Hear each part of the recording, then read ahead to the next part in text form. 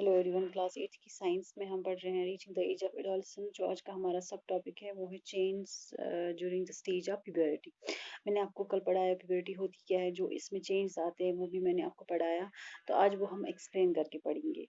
तो जो ये प्यूबर्टी में जो चेंज आती है वो चेंज इन हाइट होती है, ठीक है। तो एकदम से सडन इंक्रीज होती है हाइट में। तो जो ये प्यूबर्टी स्टेज होती है, मैंने आपको बोला तब हमारी बॉडी रिलीज करती है हार्मोन्स, ठीक है। तो हार्मोन सिग्नल करते हैं बॉडी को टू ग्रो फास्टर। तो फिर जो बॉयज होते हैं वो 13 साल की उम्र में उनकी हाइट बढ़ जाती है, 13 साल की उम्र से। गर्ल्स में 11 साल की उम्र से उनकी हाइट बढ़ जाती है। तो एकदम से जो इंक्रीज होती है हाइट में उसको हम बोलते हैं ग्रोथ स्पर्ट, ठीक है।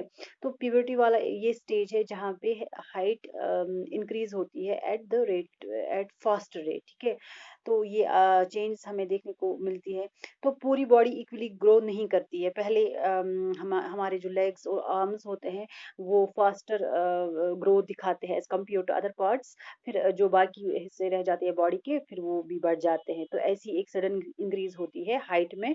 तो ये जब प्यूबर्टी स्टेज हम अटेन करते हैं। दूसरा होता है चेंज इन बॉडी शेप। हमारी बॉडी शेप में भी चेंज आ जाती है, दोनों गर्ल्स में भी बॉयज में भी। उनके जो मसल ग्रोथ है वो इंक्रीज होते हैं, तभी हम डिफ्रेंशिएट कर पाते हैं बॉय को और गर्ल को। तो जो बॉयज होते हैं वो उनके जो मसल टिश्यूज है वो फास्टर ग्रो करते हैं एज कम्पेयर टू गर्ल्स। तो गर्ल्स में जो मतलब मसल तो ग्रो होते ही है, लेकिन उनमें जो फास्टर इंक्रीज होती है मतलब ग्रोथ में वो होती है फैट टिश्यूज की। तो जो बॉयज होते हैं उनके जो शोल्डर्स होते हैं, आप मतलब वो ब्रॉड होते हैं, वो आपको दिखेगा। तो उनके जो बाइसेप्स है वो ग्रो होने लगते हैं। ऐसी उनके जो मसल टिश्यूज है वो फास्टर ग्रो करते हैं, फास्टर इंक्रीज हो जाते हैं। तो ऐसी उनकी बॉडी शेप में चेंज आ जाती है। ऐसी जो गर्ल्स होते हैं, मैंने आपको बोला कि इनमें जो फैट टिश्यूज होते हैं वो फास्टर इंक्रीज होते हैं एज कम्पेयर टू मसल्स। तो जो फैट होता है उनमें वो मूव करता है from middle to upper, from middle to the upper and lower body, ठीक है।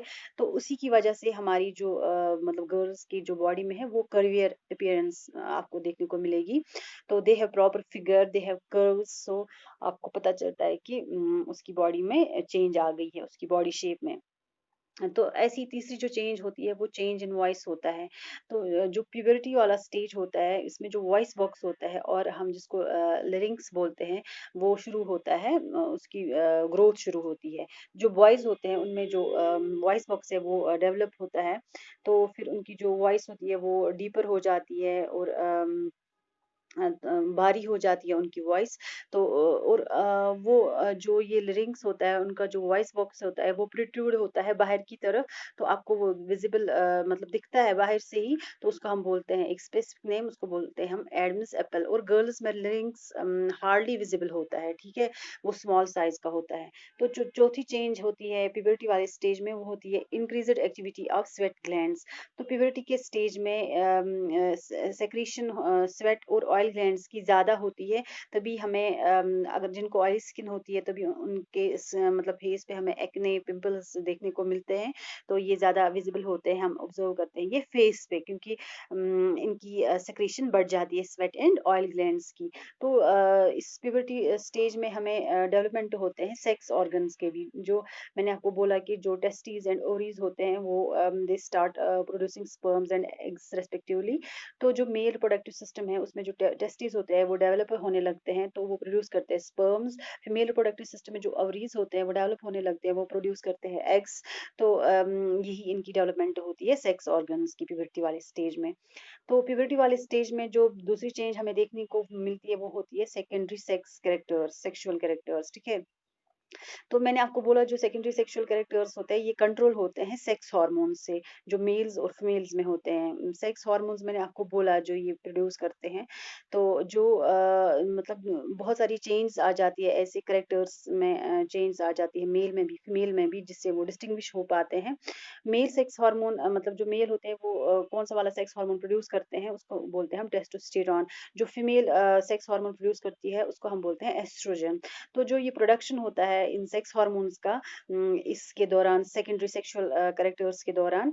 तो इसमें ये फिर हमें फीचर्स देखने को मिलते हैं। क्या-क्या फीचर्स हमें देखने को मिलते हैं? आपको पता ही है जो बॉयज़ होते हैं तो उसमें सेक्स हार्मोन टेस्टोस्टेरोन होता है, तो क्या-क्या फीचर्स हमें मेल्स में देखने को मिलती है? एक उनमें बियर्ड आ जाती है, माउथ स्टेच्स आ जाते हैं, वो डेवलप होने लगते हैं, फेशियल हेयर ग्रोथ होता है, डीप वॉइस होती है उनकी, शोल्डर ब्रॉड हो जाते हैं, हाइट में इंक्रीज होती है, ठीक है। तो फीमेल्स में हमें क्या एस्ट्रोजन की मतलब जो एस्ट्रोजन सेक्स हार्मोन की वजह से कौन कौन से फीचर्स हमें उनमें देखने को मिलते हैं? एक तो होता है डेवलपमेंट ऑफ मेमोरी ग्लैंड, जिसको हम बोलते हैं मिल्क प्रोड्यूसिंग ग्लैंड्स, तो वो हमें उनकी डेवलपमेंट हो जाती है। फेशियल हेयर ग्रोथ आ जाता है प्राइवेट पार्ट्स में। तो श्रिल्ड वॉइस होती है, तीखी आवाज़ होती है लड़कियों की।